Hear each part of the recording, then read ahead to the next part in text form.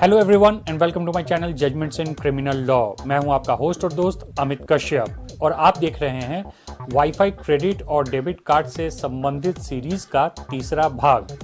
पहले भाग में मैंने आपको बताया था कि वाईफाई क्रेडिट और डेबिट कार्ड क्या होता है और किस प्रकार से यह कार्ड फंक्शन करता है। दूसरे भाग में मैंने आपको बताया था कि वाईफाई क्रेडिट और डेबिट कार्ड के एडवांटेजेस क्या हैं, डिसएडवांटेजेस क्या हैं, और मैंने आपको यह भी बताया था कि अगर यह कार्ड आपसे गुम हो जाए तो इस परिस्थिति में कौन से इमीडिएट स्टेप उठाकर आप किसी भी फ्रॉड ट्रांजैक्शन से अपने आप को बचा सकते हैं।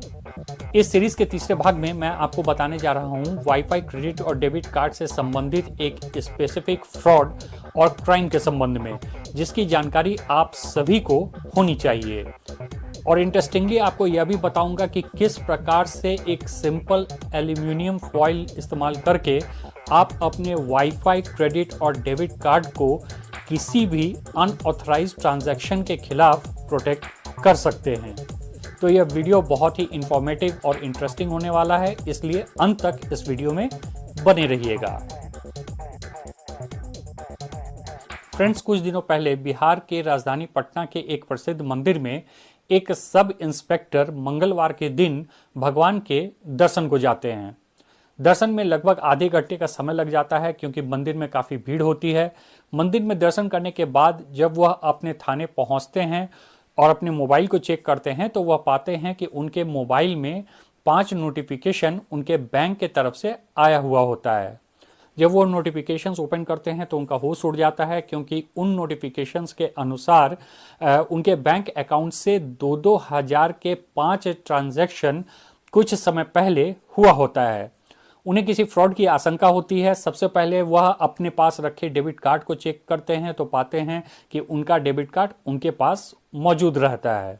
इसके बाद वो कंप्लेन करते हैं, इंक्वायरी होती है, और इंक्वायरी में जो सबसे पहली बात निकल कर आती है वह यह कि ट्रांजैक्शन का समय वही होता है जिस समय वह मंदिर में दर्शन कर रहे होते हैं। दूसरा कि ट्रांजैक्शन उनके डेबिट कार्ड के द्वारा हुआ होता है। अब यह बहुत ही आश्चर्य की बात है कि जिस समय वह मंदिर में दर्शन कर रहे थे और डेबिट कार्ड भी उनके पास मौजूद था, तो किस प्रकार से इस फ्रॉड को कमिट किया गया। इसके बाद मंदिर के सीसीटीवी फुटेज को खंगाला जाता है तो सीसीटीवी फुटेज में यह बात निकलकर सामने आती है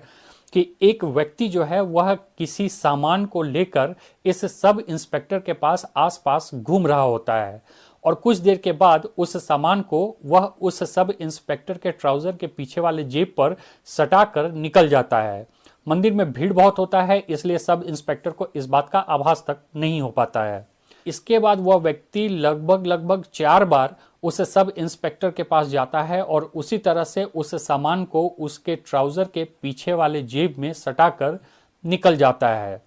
पुलिस वालों को शक होता है, उस व्यक्ति की तस्वीर निकाली जाती है, तो बाद में इंक्वायरी के दौरान पता चलता है कि वह उस एरिया का एक बहुत ही शातिर चोर था।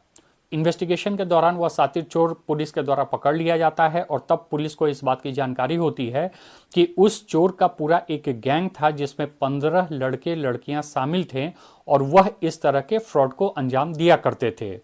अब मुख्य मुद्दा यह था कि किस प्रकार से इस तरह के फ्रॉड को वह चोर कमिट करता था। तो यह बात सामने आई कि वह शातिर चोर और उसका पूरा गैंग जो था वह एक POS मशीन को, जो NFC चिप से इनेबल्ड होता था, उस POS मशीन को एक चमड़े के केस में छुपाकर भीड़ भरे मार्केट में घुमा करते थे और भीड़ का लाभ उठाकर हर व्यक्ति के जेब से उस POS मशीन को सटाकर निकला करते थे। जिस भी व्यक्ति के पास ऐसा वाईफाई क्रेडिट या डेबिट कार्ड हुआ करता था जिसमें tap to payment facility activated होता था, उस POS मशीन और उस वाईफाई क्रेडिट या डेबिट कार्ड में कम्युनिकेशन एस्टैब्लिश हो जाया करता था, और कम्युनिकेशन एस्टैब्लिश होने के बाद यह शातिर चोर जो था वह अनऑथराइज्ड ट्रांजैक्शन के द्वारा पैसे निकाल लिया करता था। एक बार जब यह ट्रांजैक्शन कमिट हो जाया करता था तो यह चोर या उसका गैंग जो था उस आदमी को टारगेट कर लेते थे और उसके आगे पीछे घूमना स्टार्ट कर देते थे, और उनकी यह कोशिश रहती थी कि कम से कम 4 से 5 बार इस तरह के अनऑथराइज्ड ट्रांजैक्शन को कमिट किया जाए। इसी प्रकार से मंदिर में भीड़ का सहारा लेकर इन चोरों ने उस सब इंस्पेक्टर को टारगेट करके अनऑथराइज्ड तरीके से 2-2 हज़ार के 5 ट्रांजैक्शन किए थे। इसी प्रकार की कुछ घटनाएं इंदौर से सामने आई हैं, जहां इंदौर के आसपास के एरिया में ट्रेनों में इस तरह के फ्रॉड ट्रांजैक्शंस को कमिट किया जा रहा है। उनका मोडस ऑपरेंडी जो है वह बिल्कुल वैसा ही है जैसा एग्जाम्पल मैंने आपको पटना के उस सातिर चोर का दिया था। ट्रेन में भी वह चमड़े के केस में पीओएस मशीन को छुपाकर घुमा करते थे, और जिस भी व्यक्ति के पास क्रेडिट या डेबिट कार्ड हुआ करता था जिसमें tap to payment option enabled होता था, उससे उस पीओएस मशीन का कम्युनिकेशन एस्टेब्लिश हो जाया करता था, और इस प्रकार से वह अनऑथराइज्ड ट्रांजैक्शन के द्वारा पैसे ट्रांसफर कर लिया करते थे। अब आपके मन में यह सवाल जरूर आ रहा होगा कि किस प्रकार से इस तरह के अनऑथराइज्ड ट्रांजैक्शन हुआ करते हैं। इन वाईफाई क्रेडिट या डेबिट कार्ड में एक चिप और एक छोटा सा एंटीना लगा होता है जो एक RFID यानी कि radio frequency identification passive tag पर आधारित होता है। इसके अलावा पीओएस मशीन में एक चिप लगा होता है जिसे RFID रिसीवर या रीडर कहा जाता है। जब भी इस तरह के वाईफाई क्रेडिट या डेबिट कार्ड इन पीओएस मशीन के संपर्क में आते हैं तो रेडियो सिग्नल के द्वारा दोनों के बीच में कम्युनिकेशन एस्टैब्लिश हो जाता है और रिक्वायर्ड ट्रांजैक्शन कंप्लीट हो जाता है। अब आपके लिए समझने वाली बात यह है कि इन वाईफाई क्रेडिट या डेबिट कार्ड्स में टैप टू पेमेंट का जो ऑप्शन है, इसके लिए आपको इन कार्ड्स को उन पीओएस मशीन से पूरी तरह से सटाने की आवश्यकता नहीं है। जी हाँ, मैं फिर से रिपीट कर दूं कि पूरी तरह से सटाने की आवश्यकता नहीं है। अगर इन कार्ड्स को आप इन पीओएस मशीन से 4 इंच की दूरी पर भी रखेंगे तो 4 इंच के दूरी से भी इन वाईफाई क्रेडिट या डेबिट कार्ड्स और उस पीओएस मशीन के बीच में कम्युनिकेशन एस्टैब्लिश हो जाता है और ट्रांजैक्शन कंप्लीट हो जाता है। और इसी का फायदा वह चोर उठाया करते थे और इन पीओएस मशीन को लेकर भीड़ वाले एरिया में घुमा करते थे और लोगों के नजरों से बचते बचाते अनऑथराइज्ड ट्रांजैक्शन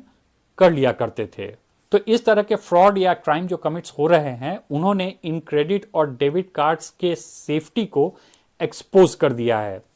पटना और इंदौर की घटना तो अभी हाल फिलहाल में हुई है, इसलिए इन दोनों घटनाओं का एग्जाम्पल मैंने आपके सामने रखा है, लेकिन देश के अन्य जगहों से भी इसी तरह के फ्रॉड और क्राइम कमिट किए जाने की सूचना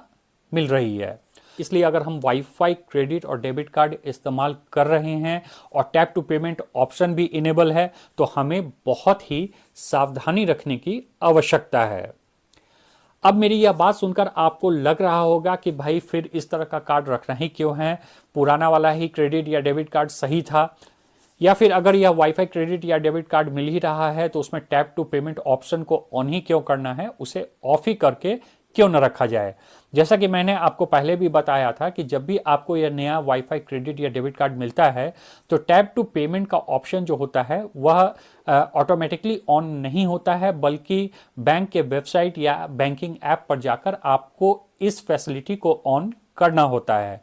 जब आप एक बार इस फैसिलिटी को ऑन कर देते हैं तभी आप टैप टू पेमेंट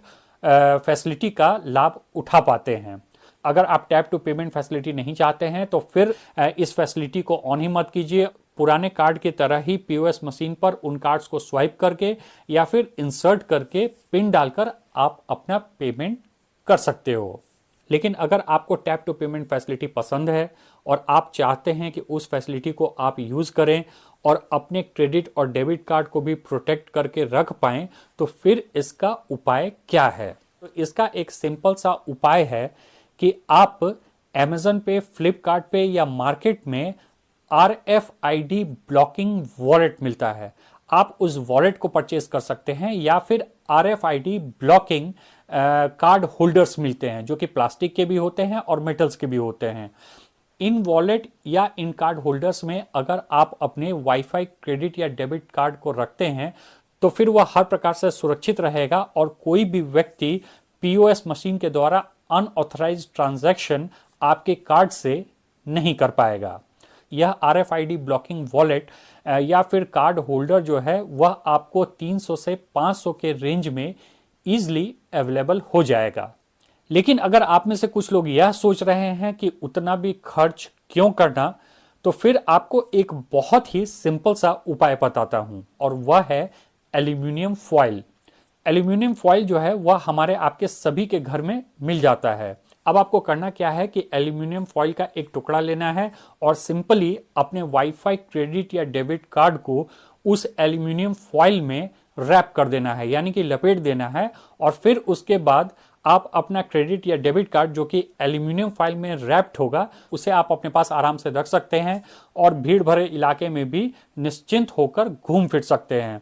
क्योंकि अगर आपका कार्ड एल्यूमिनियम फॉइल में भी रैप्ड होगा तो फिर कोई भी चोर जो है वह पीओएस मशीन का इस्तेमाल करके किसी भी प्रकार का अनऑथराइज्ड ट्रांजैक्शन आपके कार्ड से नहीं कर पाएगा।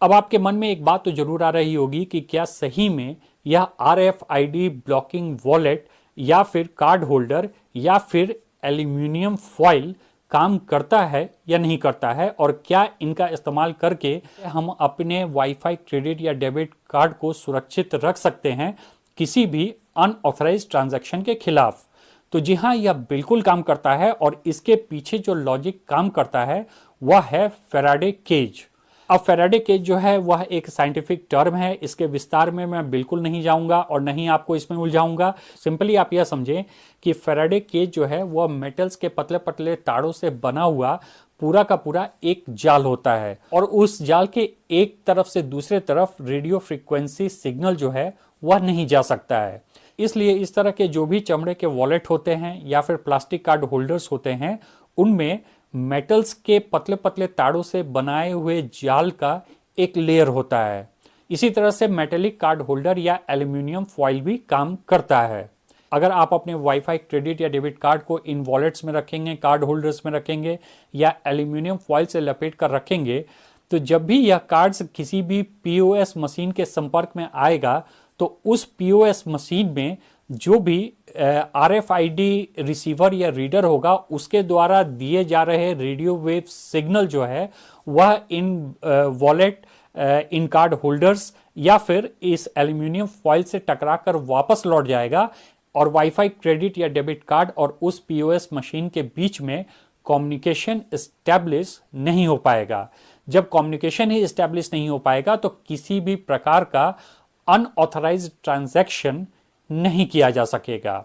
और इस तरह से यह RFID blocking wallet, card holder या फिर एल्यूमिनियम फॉइल जो है वह आपके वाईफाई क्रेडिट और डेबिट कार्ड को बिल्कुल सुरक्षित रख पाएगा किसी भी अनऑथराइज्ड ट्रांजैक्शन के खिलाफ। इसलिए अगर आप वाईफाई क्रेडिट या डेबिट कार्ड यूज कर रहे हैं और टैप टू पेमेंट का ऑप्शन भी आपने इनेबल कर रखा है तो यह सावधानी जरूर रखें कि आप अपने कार्ड को किसी भी RFID blocking wallet, card holder में रखें ताकि इस तरह का कोई भी फ्रॉड करने वाला व्यक्ति किसी भी तरह का अनऑथराइज्ड ट्रांजैक्शन आपके कार्ड से न कर पाए। आशा करता हूं आपको मेरा यह वीडियो पसंद आया होगा और इंफॉर्मेटिव लगा होगा। Thanks for watching.